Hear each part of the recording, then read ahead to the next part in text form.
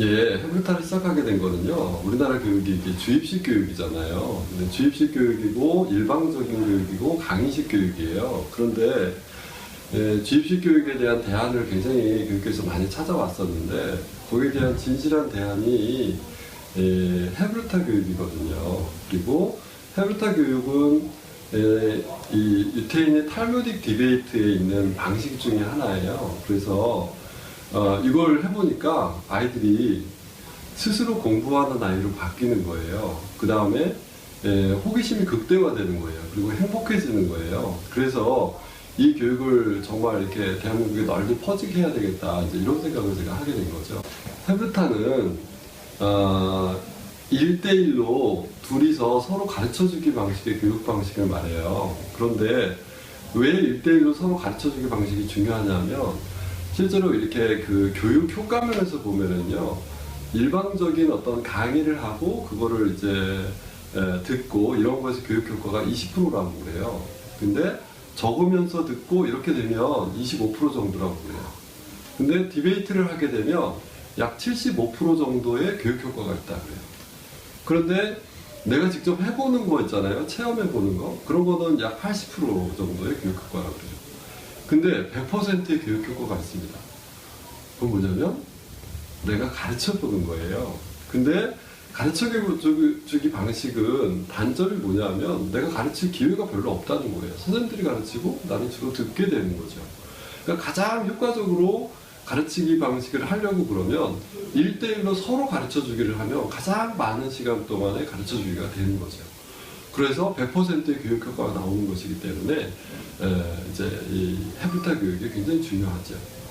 또 하나 장점이 있다고 그러면 헤브타 교육은 수다 떠는 방식으로 되어 있어요. 그러니까 공부의 원리 중에 가장 중요한 원리가 뭐냐면 공부가 재밌다는 것을 찾아줘야 되는데 공부가 재밌다는 것을 찾는 가장 중요한 형식이 바로 헤브르타죠. 1대1로 서로 짝지어서 대화를 하게 되면 서로 수다 떠는 효과가 나요. 그러면 수다 떠는 거는 굉장히 재밌잖아요. 그래서 오래 해도 지루하지가 않고 공부가 재밌다는 거를 저절로 찾게 되는 거죠.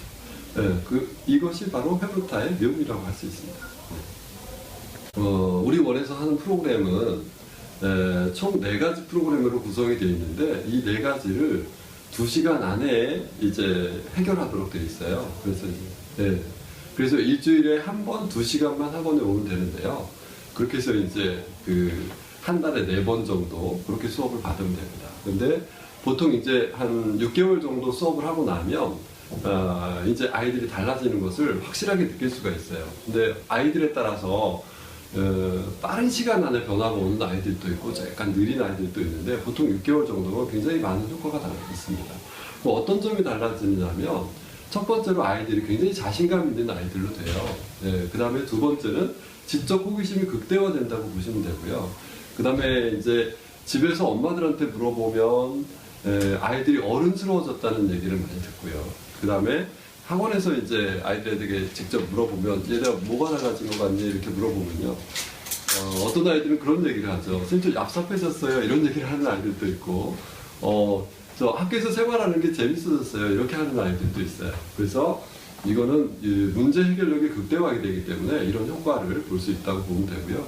프로그램 구성은 어떻게 되어 있냐면 첫 번째 약 30분 정도는 탈무드 퀴즈로 되어 있습니다. 이 세상을 살아가는 것 자체는 많은 어려움들이 있고 이 어려움들을 분류해 놓은 거예요. 그래서 그 어려움에 즉각 반응할 수 있는 아이로 만들기 위해서 이런 퀴즈를 낸다고 볼 수 있죠. 그 다음에 이제 두 번째도 이제 비슷한 거긴 하지만 이거는 창의적인 거죠. 그래서 논리게임이라고 하는데요. 아이들이 자연스럽게 창의적으로 생각하는 그런 능력들이 자연스럽게 길러지고 이게 이제 나중에는 실질적인 사회에서 어떤 리더의 역할을 할 수 있는 그런 능력 있는 아이들로 길러진다고 볼 수가 있죠. 그 다음에 세 번째는 이제 탈무딕 디베이트인데요. 이게 가장 이제 중요한 건데 예를 들어서 돈보다 지혜가 중요하다. 찬성 반대.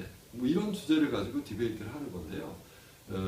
즉석에서 가정을 만들어 가지고 디베이트를 진행해요. 자료 찾는 거라든지 이런 게 있는 게 아니고 즉석에서 한 15분 정도의 시간을 줘서 이 가정을 만들어 가지고 디베이트를 하게 하는 거예요. 그러면 아이들이 실시간으로 자기 실력을 검증받을 수 있는 그런 시간이 되고, 실제로 다른 아이들과 어떤 피드백 속에서 내가 이제 이 검증을 받는 그런 시간이 되기 때문에 나에 대한 어떤 자신감이 극대화된다고 볼 수가 있죠.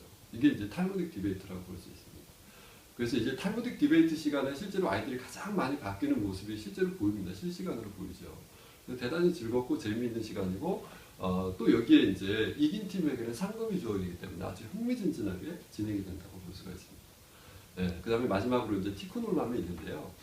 이 자신만의 질문을 찾아서 아인슈타인이나 프로이드가 자신만의 질문을 찾아서 끝까지 이거를 밀고 가지 않습니까? 그래서 거기에서 부와 명예와 모든 것들을 얻게 되는데, 이제 그런 프로그램을 실제로 아이들에게 그런 질문을 가질 수 있도록, 그리고 그 질문을 계속해서 발전시킬 수 있도록 자극하는 프로그램이라고 볼 수가 있는데요.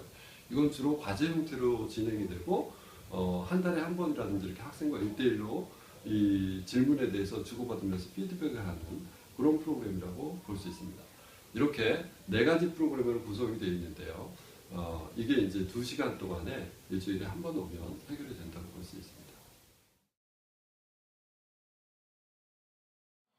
원래 친구들이랑 같이 의견 내세우고 디베이트 하는데 별로 이게 강조하는데 힘이 없고, 그리고 매일 졌었었는데 해볼다 하고 나서 이제는 친구들이랑 논쟁할 때도 재밌게 잘 하고 이겨요.